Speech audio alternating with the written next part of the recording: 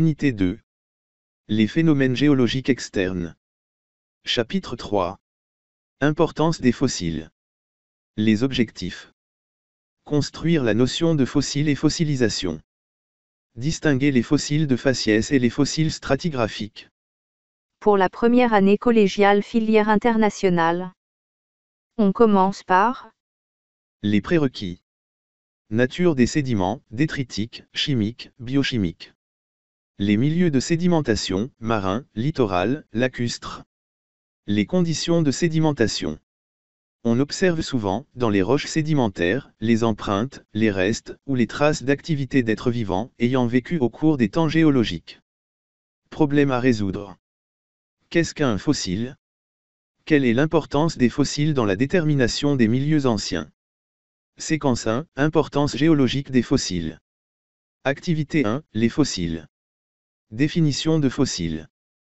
Les fossiles représentent les restes, ou les traces, d'activités d'êtres vivants, animaux ou végétaux, conservés au sein des couches sédimentaires. 2 exemples de fossiles. Ammonite empreinte de fougères.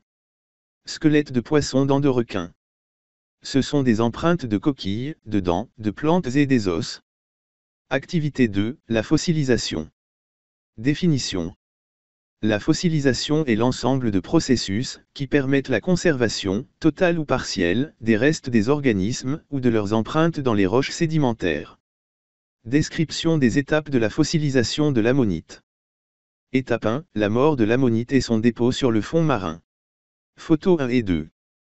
Étape 2, l'ammonite est recouverte par le sable du fond marin et partie molle de l'animal se décompose. Photos 3 et 4.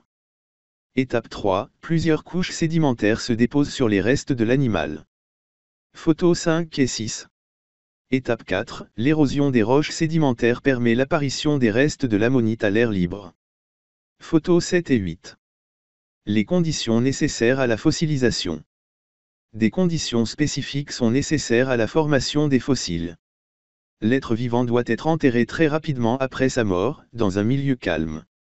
La fossile ne doit pas être altérée par des facteurs physiques et chimiques. De cette façon, ses caractéristiques sont protégées de la décomposition. Bilan. Les fossiles représentent les restes ou les traces d'activité des êtres vivants conservés par fossilisation qui exigent des conditions d'enfouissement et de conservation particulières. Les fossiles sont répartis en 2 groupes, fossiles stratigraphiques et fossiles de faciès. Activité 3, rôle des fossiles dans la datation des sédiments. Et la détermination des milieux sédimentaires. Les fossiles stratigraphiques caractérisent une époque géologique limitée dans le temps et ayant une large répartition géologique. Une durée de vie limitée. Les fossiles de faciès. Fossiles à répartition géologique limitée et dont l'existence s'étale sur une longue époque géologique. Ces fossiles permettent de déterminer les milieux de sédimentation et la paléogéographie. Adaptation au milieu de vie. Exemple de fossiles stratigraphiques et de faciès. Observer les fossiles et lire le texte de chaque fossile.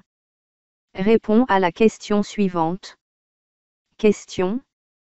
Parmi les fossiles A, B, C et D, déterminer les fossiles stratigraphiques et fossiles de faciès. La réponse.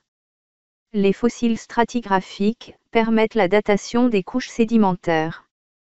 Exemple, les trilobites et les ammonites. Les fossiles de faciès permettent de déterminer les milieux de sédimentation. Et la paléogéographie. Exemple, les fougères et les oursins. Exercice d'évaluation. 1. Définissez les mots et les expressions suivantes, fossile, fossilisation, empreinte, fossile stratigraphique et fossile de facie. Merci mes élèves, à la séance prochaine.